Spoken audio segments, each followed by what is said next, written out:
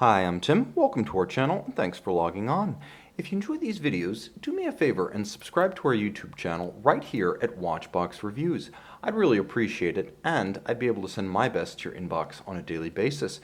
If you like this watch, you can buy it and 1,700 of its friends on our website, thewatchbox.com. Buy, trade, and sell luxury watches on thewatchbox.com. And today we're discussing a rare Grand Seiko limited edition. It's the Grand Seiko High Beat Special SBGH035. So a 300-piece series in stainless steel from the 2014 model year. This one is everything a Grand Seiko is, but it's got a hot-rodded caliber, and we're going to get to that in a moment. First, let's talk about the fit and the feel. 38 millimeters, it's a traditionally sized men's watch. It's also squat, but relatively compatible with even a tight dress cuff, as the case flank is very dramatically sloped, and then you get a conical profile bezel and a domed sapphire. So the total thickness is 13.9, but it does wear thinner. Across the wrist, I believe this watch can easily be worn on a wrist as small as 13 centimeters in circumference due to the 44.5 millimeter lug-to-lug span, and should you wish to accessorize with aftermarket or OEM option straps, of course, 18 millimeters is the lug spacing and a standard size for which you will find many replacements available. Now the watch does have a rather tubby neo-bubble back look to it, and I find that charming. There's something about the aspect ratio of this case that almost feels like a throwback to a bygone era. You can see that the strap is conventional but handsome. It is a dark brown, high-gloss, rectangular scale alligator leather, very minimally bolstered with folded edges and a monotone stitch calfskin on the underside for souplesse against the skin. A handsome and distinctive Grand Seiko deployant clasp. As you can see, single fold deployant. The first strap minder is stainless steel for durability, and it does feature a twin trigger system, so it can't accidentally pop open. It's not friction fit, nor does Grand Seiko resort to a cheap clamshell. Now moving back towards the case, you can see that it is simple with short cropped lugs that are rather stubby and thick. Again, the bubble back profile is really what comes to mind, but you can see that the finishing is something else.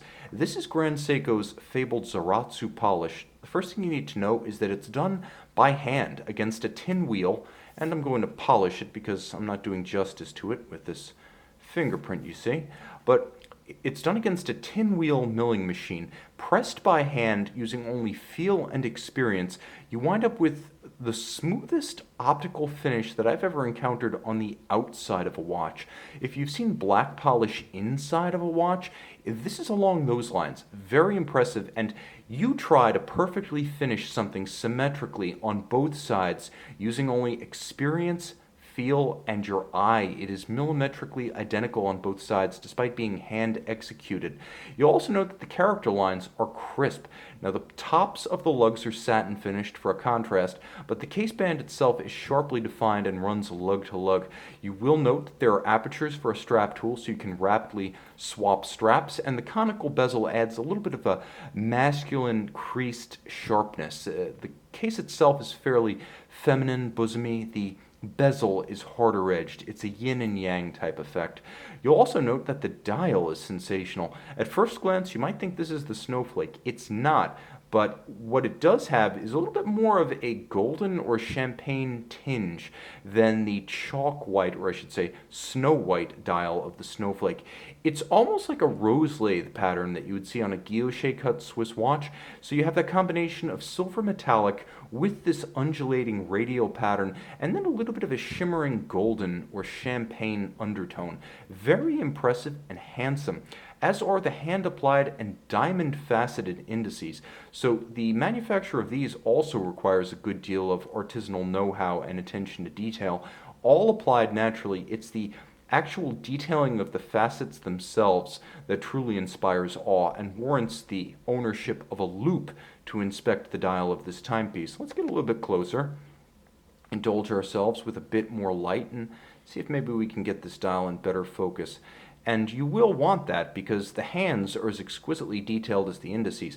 You can see that they are faceted and sharply so along their periphery and mirror polished. You'll also note heat-blued steel Lancet-style counterweighted seconds hand. That's right, it is heat-blued, not chemically dyed. And what's this at 6 o'clock? Well, we can see it's a Grand Seiko, and it's a high beat at 36,000 vibrations per hour. It's a 9S caliber, 9S85 to be particular, and adjusted to a special standard, quite special in fact, as your standard Grand Seiko is going to be adjusted to perform at a rate of +5 3 seconds per day lost. So +5 -3, that's the tolerance for standard. Special is better. And in percentage terms, it's a big deal, even though the margins themselves look small at first glance. But +4 -2 is incredibly difficult to achieve in a mechanical watch. The artisan who finishes the case has nothing on the watchmaker who adjusts the movement. A 6-position adjustment leaves no place to hide error, and to do so to such a fine tolerance. Remember, the Swiss COSC chronometer test is +6 -4 per day. This watch is +4 -2. 37 joules automatic winding with a 55-hour power reserve. This is an impressive movement. The 9S85 made entirely in-house, right down to the lubricants and the stones.